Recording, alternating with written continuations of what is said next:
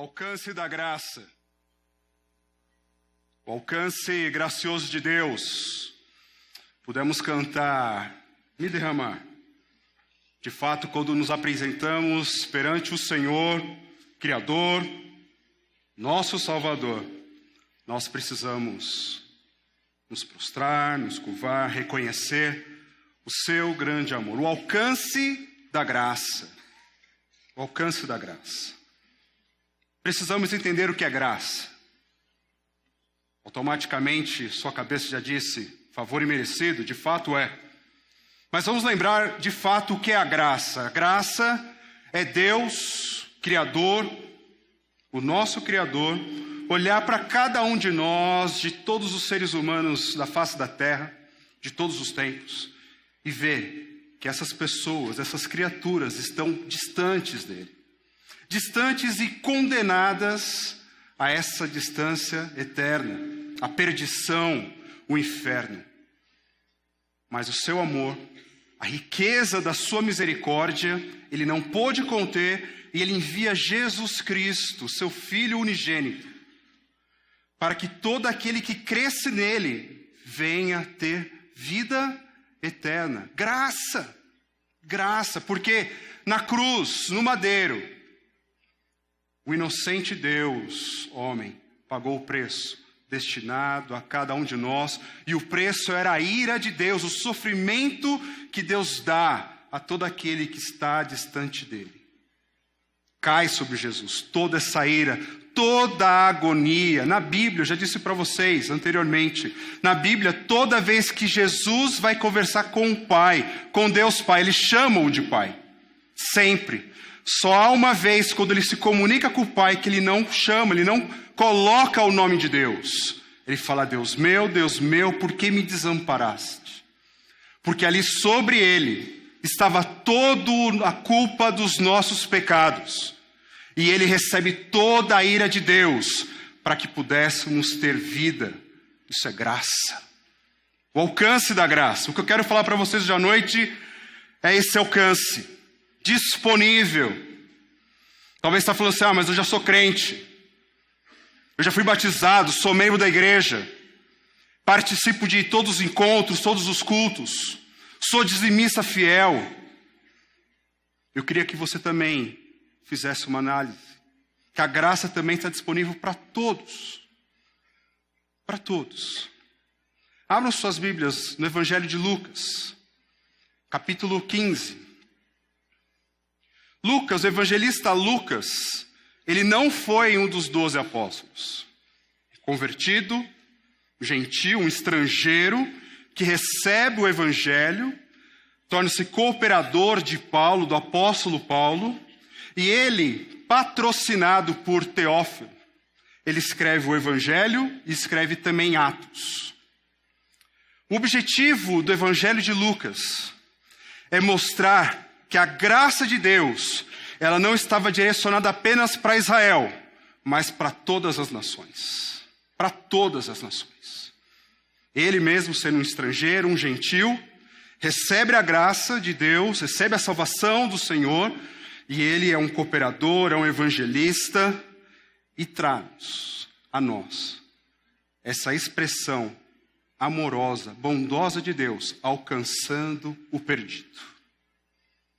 Lucas, capítulo 15, nós vamos ler do versículo 1 a 3, depois vamos pular para o 11 a 32.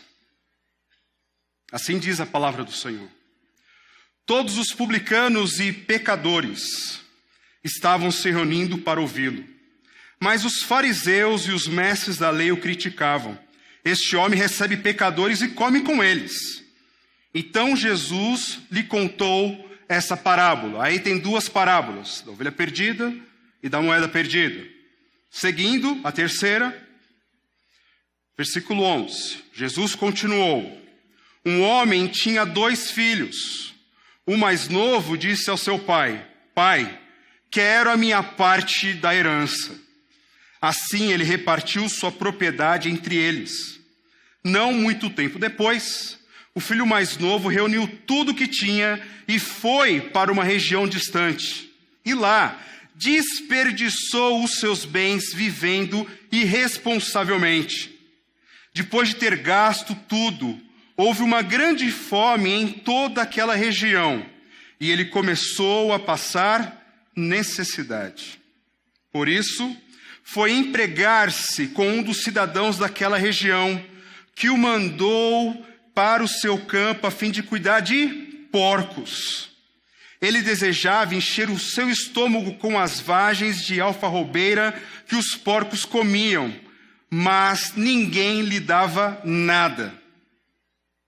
Caindo em si, ele disse: quantos empregados de meu pai têm comida de sobra, e eu aqui morrendo de fome? Eu me porei a caminho e voltarei para o meu pai e lhe direi: Pai, pequei contra o céu e contra ti. Não sou mais digno de ser chamado teu filho. Trata-me como um dos teus empregados. A seguir levantou-se e foi para seu pai. Estando ainda longe, seu pai o viu e, cheio de compaixão, correu para o seu filho, o abraçou e beijou. O filho lhe disse: Pai, pequei contra o céu e contra ti.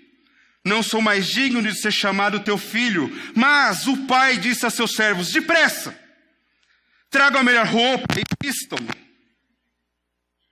Coloque o anel em seu dedo e calçado em seus pés.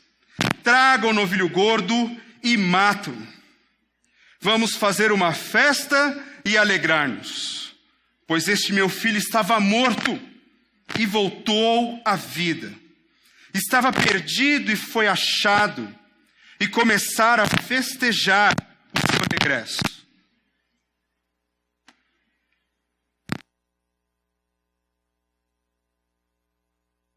Enquanto isso, o filho mais velho estava no campo. Quando se aproximou da casa, ouviu a música e a dança. Então chamou um dos servos e perguntou-lhe o que estava acontecendo. Este lhe respondeu: seu irmão voltou, e o seu pai matou o novilho gordo, porque o recebeu de volta são e salvo. O filho mais velho encheu-se de ira e não quis entrar. Então seu pai saiu e insistiu com ele. Mas ele respondeu a seu pai: olha, todos esses anos tenho trabalhado como um escravo a teu serviço e nunca desobedeci às tuas ordens. Mas tu nunca me deste nenhum cabrito para eu festejar com os meus amigos. Mas quando volta para casa esse teu filho, que esbanjou os teus bens com as prostitutas, matas o novilho gordo para ele. Disse o pai: meu filho, você está sempre comigo, e tudo o que tenho é seu. Mas nós tínhamos que celebrar a volta deste seu irmão e alegrar-nos, porque ele estava morto e voltou à vida. Estava perdido e foi achado.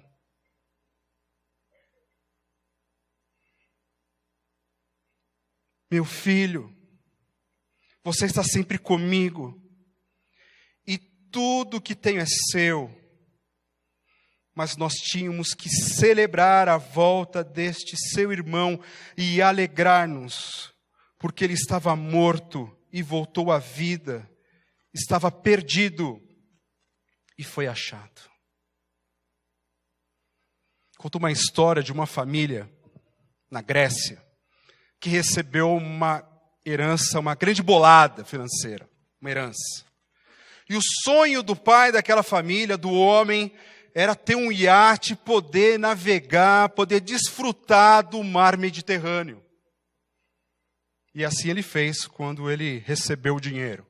Comprou o seu iate e falou assim: vamos passear, vamos desfrutar, vamos aproveitar agora.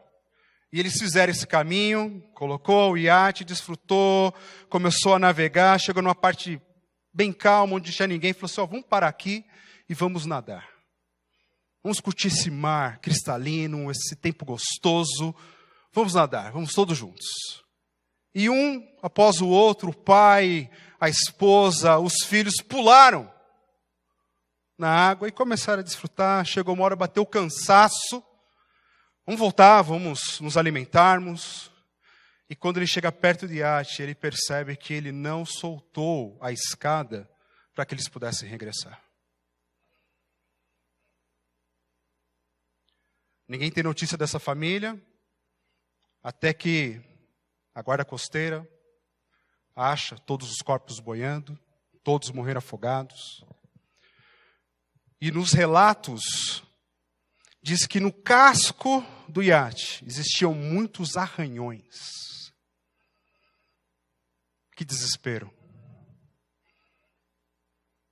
E um mais curioso chegou a medir a ponta do arranhão até o início ali da escada. E ele percebeu que ali eram 10 centímetros. O que são 10 centímetros? Para aquela família era uma salvação. E para você? E para mim? Tão perto, mas podemos estar distantes. Podemos estar separados. E é isso que nós vemos aqui nessa história. Normalmente conhecida como parábola do filho pródigo.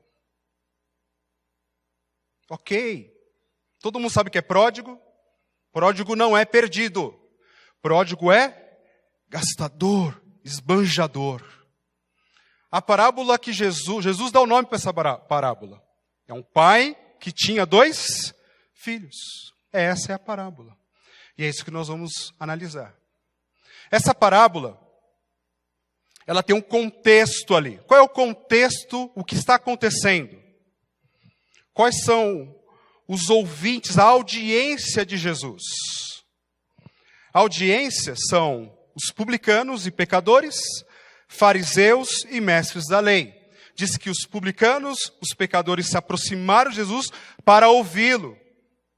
Talvez alguém não saiba o que é um publicano. O publicano era o cobrador de impostos, considerado pelo povo judeu como traidor da nação. Traidor porque ele tinha que colher os impostos para o Império Romano, só que ele tinha que pegar um pouquinho mais para si. Tão conhecido Zaqueu era um publicano, ele era chefe de publicanos. E diz que ele é um homem muito rico. Muito rico. Muito rico. Pecadores, provavelmente os pagãos, as pessoas que não tinham a fé judaica, também prostitutas e outras pessoas que eram desprezadas ali na sociedade. Essas pessoas se aproximavam de Jesus para poder ouvi-lo. E as outras pessoas que aparecem aqui são dois grupos, que são os fariseus e os mestres da lei, que eram os religiosos da época. Os fariseus, uma seita que buscava cumprir a lei à risca. E aliado com os mestres da lei, eles criavam lei para que as pessoas pudessem seguir as leis. Então, para que você seguisse uma lei, eles criavam mais leis ainda. Era difícil. O próprio Jesus disse que eles criavam barreiras para que as pessoas pudessem chegar até os céus. E essas parábolas, Jesus vai contar por causa da reclamação deles. O quê? O Senhor se aproxima? O Senhor se interessa por publicanos e pecadores? E assim Jesus começa a contar 2 parábolas. A primeira da ovelha perdida, onde um pastor ele tem 100 ovelhas. E ele percebe contando as suas ovelhas que falta uma. Ele deixa bem guardada essas 99 e vai atrás. E ele busca noite após noite, o tempo que for, ele encontra. E ele coloca ela nos seus ombros, festejando, porque ele encontrou a sua ovelha. A outra parábola é da mulher que tinha 10 dracmas, 10 moedas de prata, e ela perde uma. E aí ela faz o quê? Ela se esforça, ela busca, ela procura a moeda até encontrar. E quando ela encontra, ela faz o quê? Ela festeja. E ambas as conclusões que Jesus dá dessas 2 parábolas é o seguinte: quando um pecador se arrepende,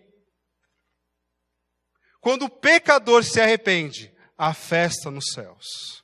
Há festa diante dos anjos de Deus, quando um pecador se arrepende.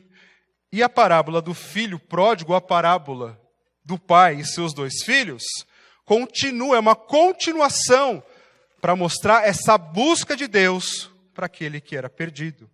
Vamos começar, porque a missão de Jesus, o seu propósito é qual? Jesus disse no próprio livro de Lucas 5,32, que ele veio chamar pecadores e não justos. Você se acha justo? Você acha que tudo aquilo que você faz de bom é o que Deus deve aplaudir para você? Que Ele deve recebê-lo? Guarde isso no seu coração por enquanto.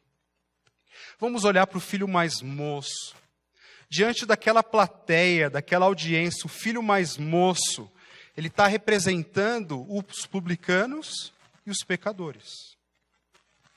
O filho mais moço, um dia ele está sentado ali na mesa com seu pai, com seu irmão, e ele vira para o seu pai, eu tento imaginar, todos os dias ele olhando para fora, janela, o mundo ali, uma cidade maior, as festas acontecendo, onde ele fala assim, ali eu serei feliz. Ali eu vou encontrar razão. Mas na casa do meu pai é sempre assim. Nada. Que dificuldade. E dia após dia, comendo juntamente com seu pai e com seu irmão, até que um dia ele bate na mesa. Pai, dá parte da minha herança. Agora. Porque o filho acreditava que o pai era uma barreira para ele ser feliz. Dá parte da minha herança. E é uma frase tão chocante, eu acho que um pai nunca gostaria de ouvir isso, porque aquilo era uma declaração de que ele queria o pai morto. O Senhor me impede de eu ser feliz. E eu vou dizer outra coisa a mais. Isso está nas entrelinhas. Eu queria que o Senhor morresse. Eu queria que o Senhor morresse. Porque ele só poderia receber a herança e desfrutar dessa herança após a morte do seu pai. Mas era uma prática até comum na época, assim, que existia na época. Não comum, mas existia. Do filho pedir a herança. Só que isso trazia uma vergonha para a sua família. Imagina um filho andando, olha, aquele cara não despreza a autoridade do seu pai.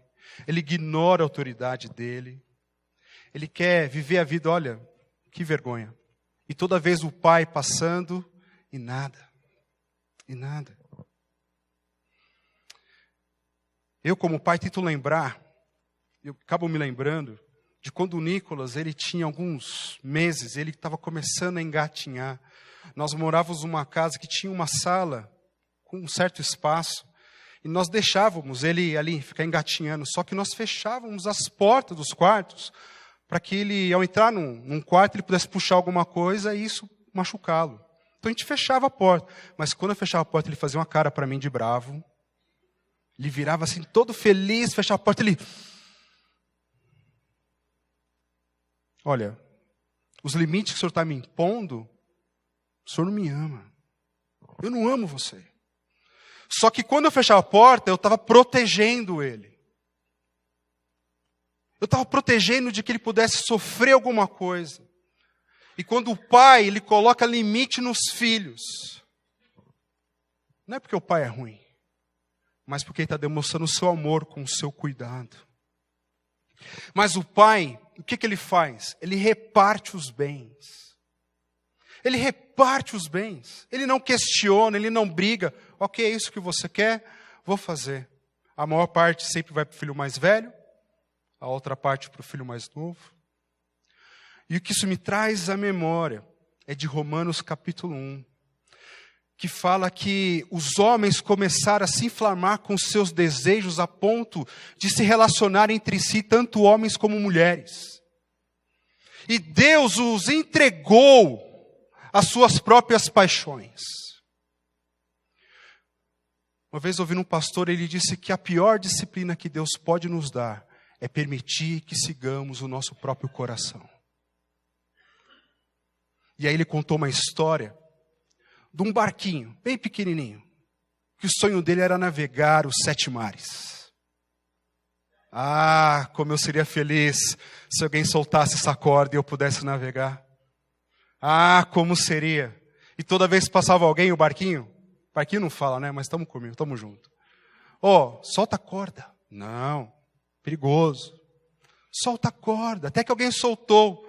E quando soltou, ele começou a ir para o mar, ele, uau, agora eu sou feliz. Vem a primeira onda e destruiu o barco. A pior disciplina que Deus pode nos proporcionar é Ele falar assim para você, para mim, faça o que você quer. Faça o que você quer. E assim o filho mais novo fez. Fez o que quis. O pai repartiu e logo que ele recebeu, ele teve pressa em usufruir de tudo que ele não fazia na presença do pai. Pressa! Eu não vejo a hora! E ele recebe a parte da herança e vai correndo para um lugar longe, bem distante da sua família, bem distante do cuidado do seu pai, e começa a fazer tudo aquilo que ele não podia fazer lá, juntamente com o seu amado pai.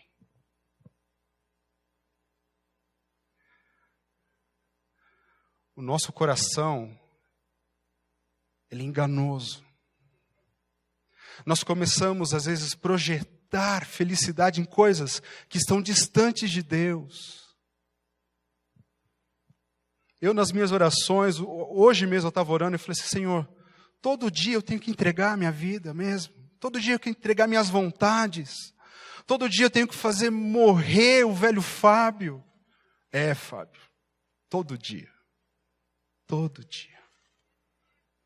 Para que eu possa ter uma vida consagrada. Para que eu possa ter uma vida no caminhar do Espírito Santo. Eu preciso, dia a dia, entregar tudo nas mãos de Deus. Mas o filho gastou de uma maneira irresponsável.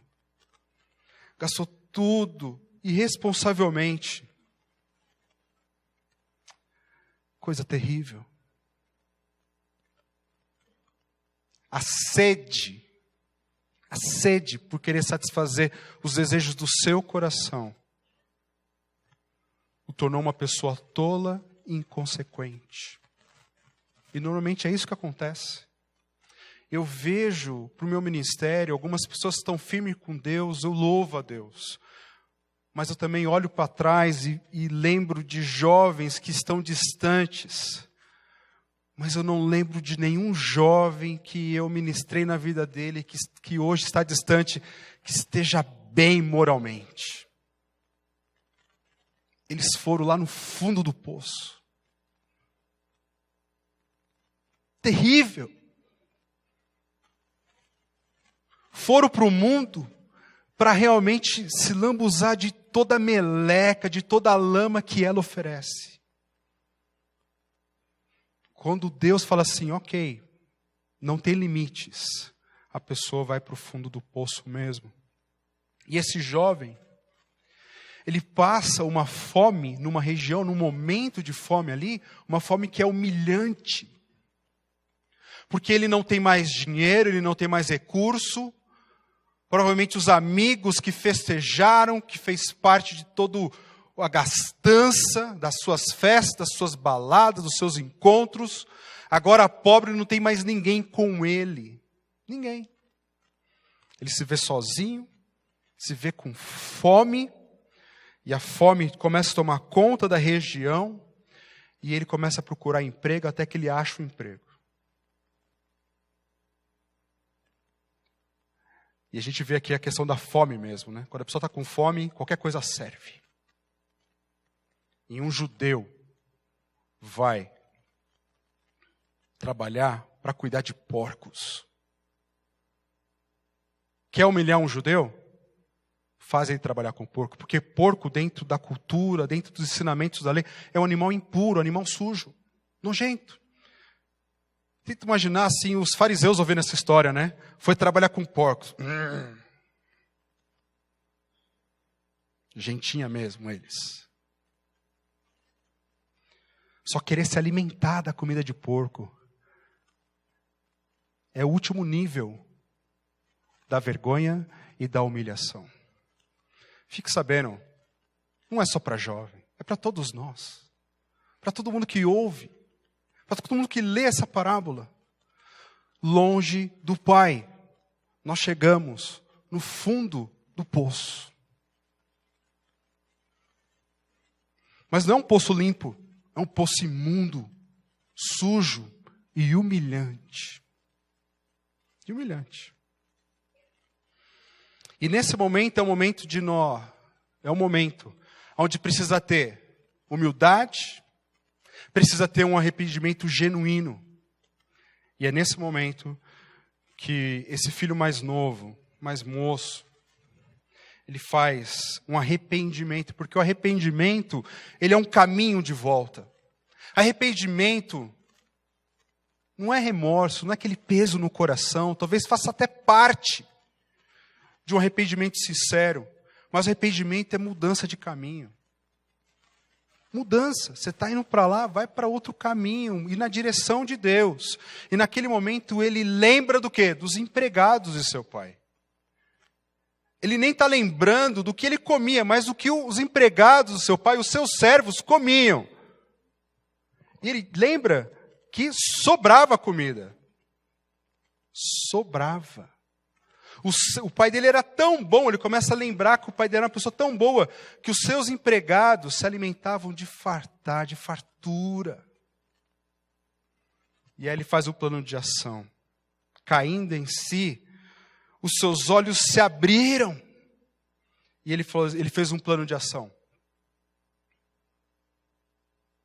Eu vou para o meu pai e vou manifestar o meu arrependimento falando, olha, pequei contra os céus, pequei contra ti. Já não sou digno de ser chamado teu filho, trata-me como um dos seus empregados. Eu quero ser servo do Senhor. E quando ele faz esse plano de ação, ele vai naquela direção. Ele vai. E percebe que ele volta mendigo na direção da casa do seu pai. Ele volta mendigo, mal vestido, descalço, envergonhado. E aí que entra um personagem maravilhoso que é o pai. Porque diz que o pai, ao ver de longe,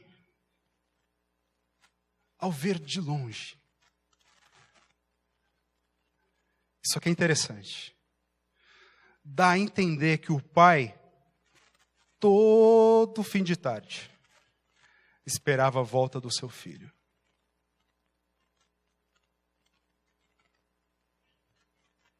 Lembrando que naquela época, no começar da noite, eles dormiam.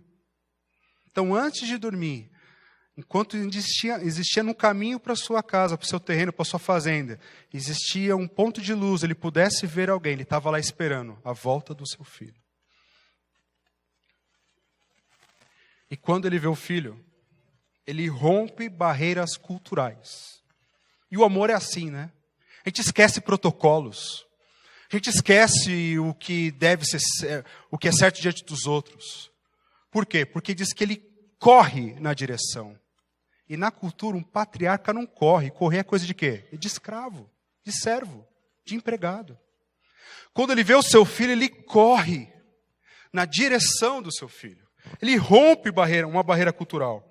E correndo na direção do seu filho, ele o agarra, ele abraça e o preenche de beijos. Preenche de beijos.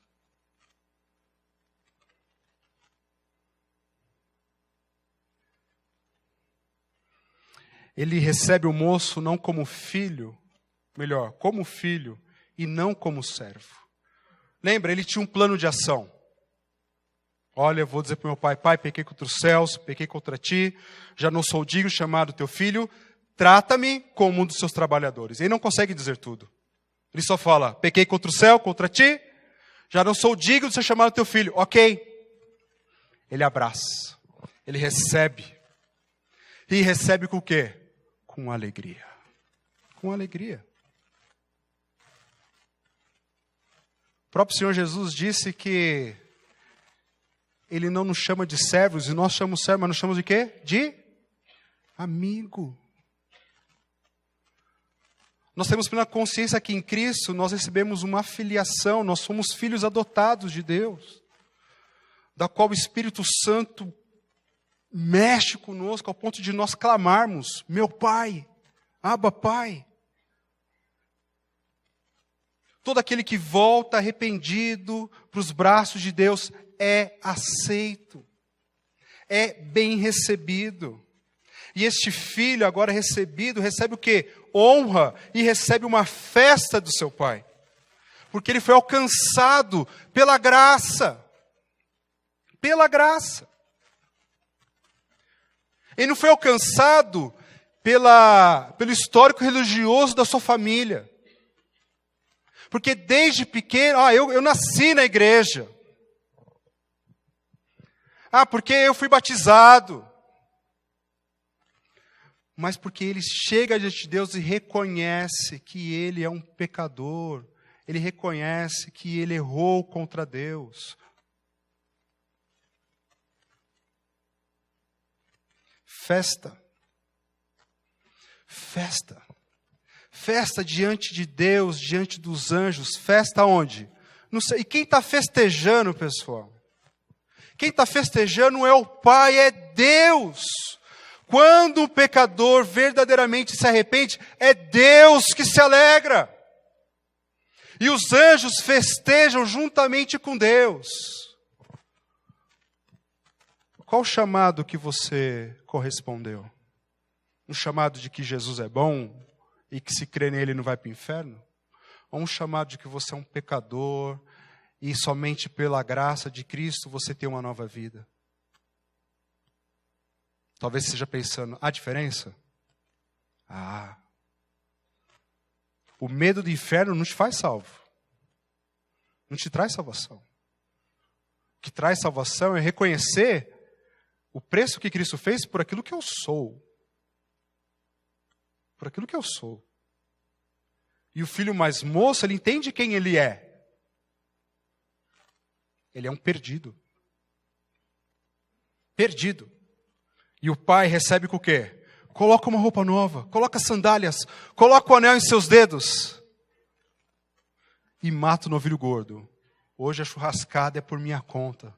Vamos celebrar, vamos festejar, porque o meu filho estava morto e agora ele está vivo. Não tem como não lembrar da canção do Estênio Marços. Fim de tarde no portão. A cabeça branca ao relento, teimosia de paixão, faz das cinzas renascer alento. Na estrada o seu olhar, procurando um vulto conhecido, espera um dia abraçar quem diziam já está perdido. O seu amor é tão forte, mais que o inferno e a morte, são torrentes que arrebentam o chão. Mais fácil secar os mares, apagar a estrela Antares, que arrancar o amor de seu coração. Fim de tarde, se debruça no portão. Mas um dia aconteceu, e o moço retornou mendigo. O pai depressa correu e abraçou o filho tão querido. Tragam roupas e o anel, calcem logo os seus pés, milagre. Vinho do melhor tonel, tanta alegria em mim não cabe. O seu amor é tão forte, mais que o inferno e a morte, são torrentes que arrebentam o chão. Mais fácil secar os mares, apagar a estrela Antares, que arrancar o amor de seu coração. Fim de tarde, está deserto o portão. O portão está deserto, porque o filho retornou à casa do seu pai. Mas ainda existe um personagem. É o filho mais velho. O filho mais velho começa a ouvir um barulho de música, um barulho de festa. Provavelmente ele percebe assim, mas não é hoje meu aniversário? Chama o empregado, o que está acontecendo aí na minha casa? O seu irmão chegou. Chegou são e salvo. Seu pai está festejando. Vamos entrar. Não. Não. Não. Nós temos que redobrar nossa atenção para este homem, porque ele está representando quem aqui? Os fariseus e os mestres da lei. Lembrando o propósito de Lucas, que era mostrar que a salvação não era só para os judeus, mas para todas as nações. Todas as nações. Todos os perdidos. Todos os que estão distantes. Mas em vez deles se alegrarem, eles se iram. E o filho mais velho, ele se ira, ele se enche de quê? De ira. Você se ira facilmente?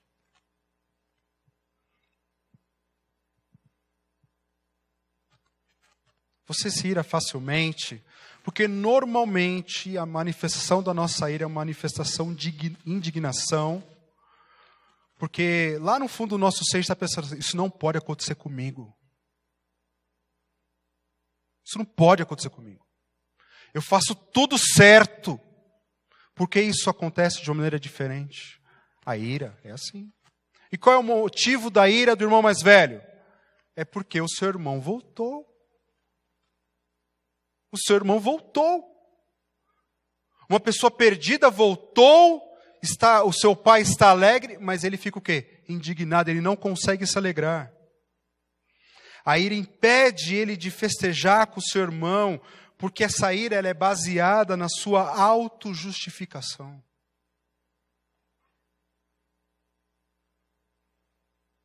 Por quê? Porque eu trabalho como escravo. Eu faço tudo o que o Senhor manda. E o Senhor não mata um cordeiro para eu festejar com os meus amigos? Quem é que pode chegar diante de Deus e dizer que faz tudo certo? Quem é que pode dizer isso? Eu lembro de uma história fictícia, lógico, totalmente fictícia, de Jesus com os seus 12 apóstolos. E ele fala assim, olha, meus amados, meus discípulos, eu quero que vocês carreguem uma pedra para mim. Ok? Nós vamos fazer uma caminhada aqui e eu quero que vocês carreguem uma pedra para mim. E aí, todo mundo pega uma pedra e Pedro fala assim, ele falou a pedra, ele não falou o tamanho da pedra. Aí Pedro pega uma pedra pequenininha e os outros pegam uma pedra maior. E eles caminham. Quando chega, eles falam assim, e aí, estão todo mundo com fome? Então vamos sentar, vamos orar, coloque a pedra diante de vocês, vamos orar. E quando eles abrem, começa a sentir um cheiro, aquela pedra se transformou em pão. E aí, João com um pãozão lá, bonitão, e Pedro lá com um pãozinho de queijo, pequeno. Aí ele fala, poxa, o senhor nem para falar, né? Tá bom. Aí eles conversam, Jesus dá ensinamentos, descanso. No dia seguinte, o Senhor falou assim, olha, nós vamos agora para um outro vilarejo, ok? Carregue uma pedra para mim. Aí Pedro, agora é minha vez. Ele acha uma pedra enorme, e ele começa a carregar. E os outros com o mesmo tamanho de pedra, né? Aí Pedro, esse banquete, olha o pão que você comeu, João. Agora é minha vez de desfrutar de um belo pão feito pelo Senhor. E ele carrega a pedra. Aí Jesus fala assim, estão com fome? Então, olha, joga a pedra no mar aqui e vamos para lá comprar pães. E aí Pedro, indignado, poxa, Senhor, o Senhor me fez carregar uma pedra dessa? Olha o tamanho. Ele falou, pois é, Pedro, eu pedi para você carregar uma pedra para mim, mas até agora você só carregou para você. O que tem acontecido muito é que a gente tem feito as coisas para alcançar a bondade de Deus. Achando que é fazendo certo que Deus vai nos amar. É fazendo certo que Deus vai nos abençoar. Onde eu posso fazer uma barganha porque eu faço tudo certo. Mas o que está ao alcance não é a minha autojustificação, é a graça de Jesus. É a graça de Deus, que está disponível a todo aquele que carrega uma pedra para Cristo. Quer trabalhando no estacionamento, na projeção, na filmagem, dando aula, fazendo um pastel, ensaiando para uma cantata. A motivação não é você, não sou eu. A motivação é fazer para Cristo. É para Cristo. Porque a graça, ela foi o quê? Ela se manifestou como? Que diz lá Paulo a Tito. Ela se manifestou salvador a todos. A todos. E graça é algo que nós não merecemos. Ele se auto-justificou. E no seu coração brotou um ódio, porque, olha a expressão que ele fala para o pai. O teu filho. O teu filho. Sabe aquelas brincadeiras de marido e mulher quando o filho apronta? É teu filho, viu? Ó, é filho da Priscila mesmo. O teu filho. Não é meu irmão, é teu filho. Ódio. Ódio. Nós precisamos nos alegrar com o Pai. Aquilo que alegra o coração de Deus precisa alegrar o nosso coração. E essa parábola é diferente das duas anteriores, porque elas falam daquele que foi perdido e foi encontrado e a festa. Mas aqui diz que há um perdido foi encontrado, há uma festa e existe uma porta aberta convidando todo aquele que se acha que merece, aquele que se acha. A porta está aberta para esses. Aqueles que estão carregando um fardo pesado para tentar viver uma vida que Deus espera nas suas próprias forças. Vida abençoada é uma vida que permanece na videira. João capítulo 15 diz isso. Se vocês permanecerem em mim, peçam o que quiserem, que eu vou dar para vocês. Porque sem mim vocês não podem fazer nada. Nada. Nada.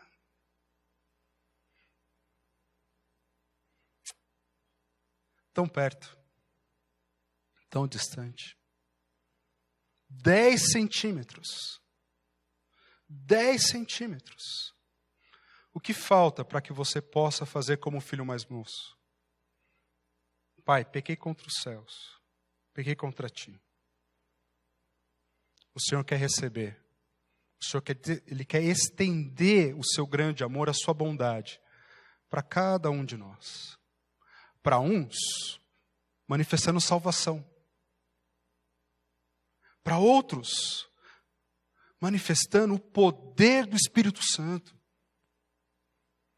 Não estou falando de ser pentecostal, eu estou falando de ter uma vida cheia, uma vida dirigida pelo Espírito Santo. Ou você está satisfeito apenas com o selo? Ah, sou salvo, tá bom. Você acha que Deus fez você apenas para você ser salvo? Ele te oferece uma nova vida para você viver. Para você ter a vida que você sempre quis, como foi dito quarta-feira passada. Porque a vida que nós, na verdade, o nosso coração anseia é a vida abundante, que só Jesus pode dar. O alcance gracioso de Deus, ele atinge todo aquele que se arrepende sinceramente diante do Pai. O alcance gracioso de Deus atinge todo aquele que se arrepende sinceramente diante do Pai. Coloque-se em pé. Vamos orar.